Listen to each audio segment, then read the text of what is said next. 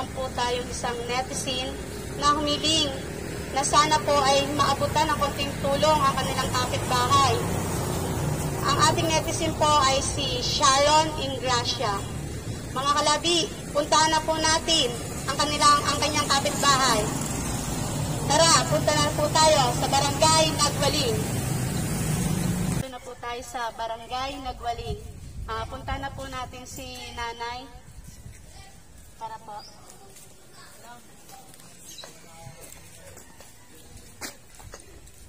Magandang araw po, Nay. Hello, Nay. Musta na po? Nay, nandito po kami kasi may isa pong netizen po na nag-request ng kahit daw po maabutan kayo ng tinapay at saka itlog. Ito pala, tama-tama dito pala si Ate Sharon po. Ito po yung ating netizen na nag-request po. Yung kapitbahay daw po nila. Tama-tama nandito rin po pala siya.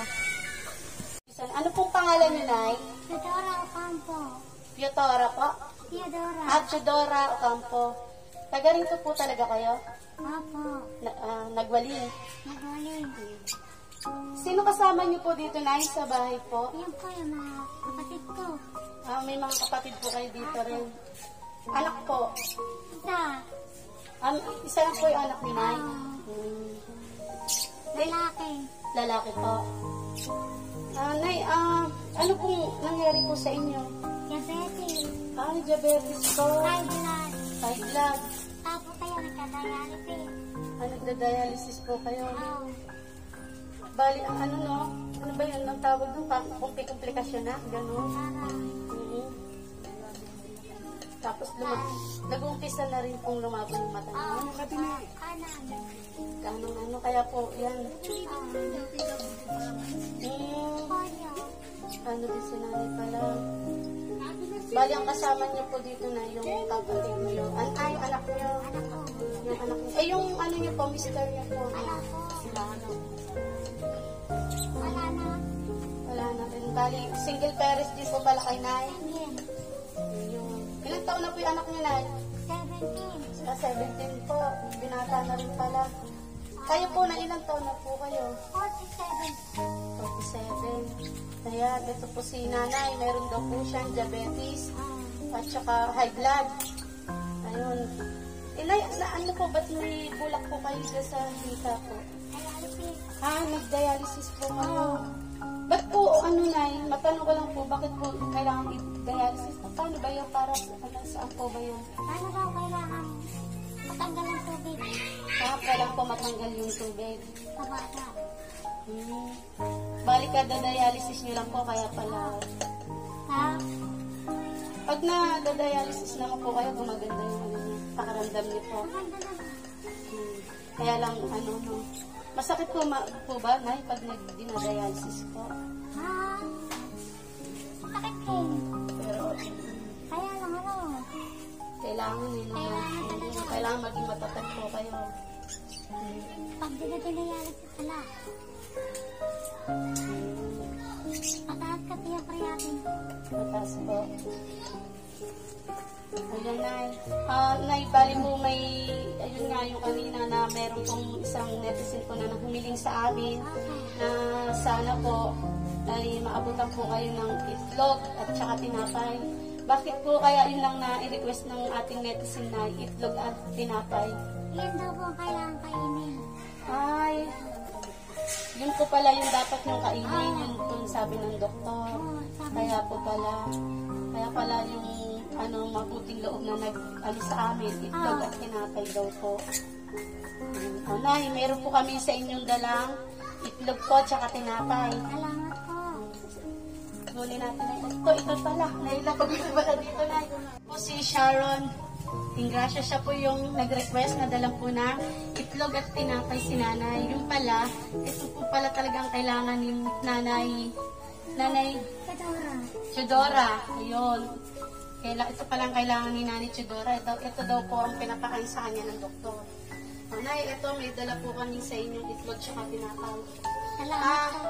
Ate Sharon, pwede bang magtanong? Ano ano lang po, bakit po na isipan nyo na ano si Ma'am Chidora? Kasi nga, para tayo sa kanya. Yung na lang ang kaya ko itulong sa kanya. Kaya, nag-chat ako sa iyo na ilapit ko na kahit kunting tulong mabigyan. Kasi naawa na din kasi ako. Ayun, napakabuti niyo po, Ate Sharon. Maraming salamat din po sa iyo dahil yan, ano mo si Nanay. Nanay Chidora, ito na po yung itlog na Salamat po. request ni Ate Sharon sa inyo. Opo. Na, ito na rin po yung mga tinapay. Okay, salamat po. Opo, ito yung tinapay niyo na yun. Hindi ko kasi alam kung matamis o ano yung tinapay niyo na yun. Ito na yun kasi baka bawal naman pa diabetes po, bawal yung ano. May ano dyan. Tapos ito na rin po na yun. Salamat.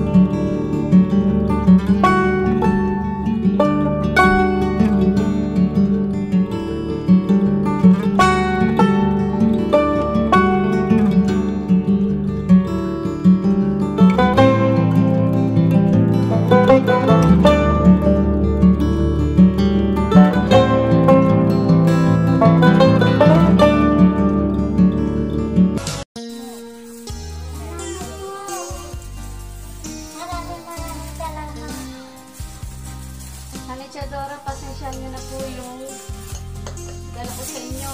Yan lang po ang aking nakayanan. Sana po maging malaking tulong po para sa inyo yan. Salamat po sa akin yan. Ayan. Magpagaling po kayo na, maging matapat po kayo. May awa din po ang Diyos. Gagaling din po kayo. Dapat din ako makalakad. Pero ngayon po nakakaroon. Bakit yan? Ate, nakakalakad ako. Ay, natin po. Opo po na. Ilang taon na po ulit kayo? Bata pa po kayo. Kaya mga kalabing na ihatid na po natin kay Nanay Chidora ng kanyang request na itlog at saka tinapay.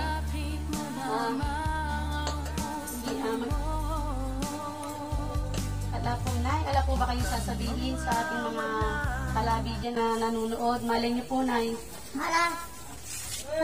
Sa mga kapitbahay ko, sa mga nanonood, may tutulong po kayo sa akin. Kahit konting tulong lang. Tanggap ko ito, buong puso ko. Malaking utang na loob ko na po sa inyo. Salamat po. Walang anuman po, Nay. Opo. Tatanungin ko malaking utang na loob. Salamat na maraming salamat. At parang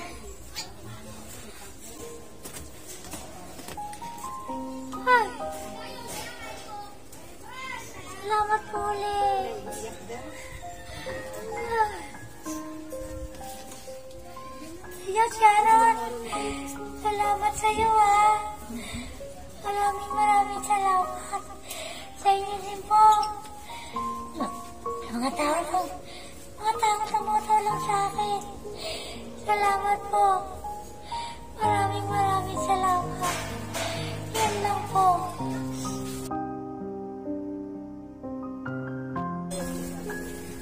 Salamat ulit.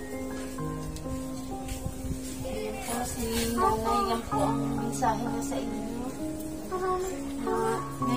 Ngayon pa lang daw po, nagpapasalamat daw po siya sa inyo, sa mga tulong niyo daw po, at sa mga darating na tulong pa po.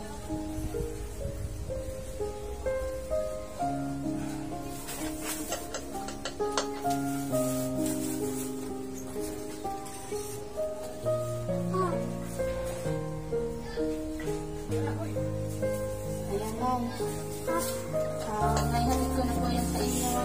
Magpapaalam na din po kami, Nay. Salamat ulit. Opo. Para ano man po na. Ate Sharon, salamat din sa iyo sa kabutihang loob mo para kay Nanay Teodora. Napakabuti niyo po talaga. Nay, magpalakas po kayo. Opo. Sige po, Nay. Sige po.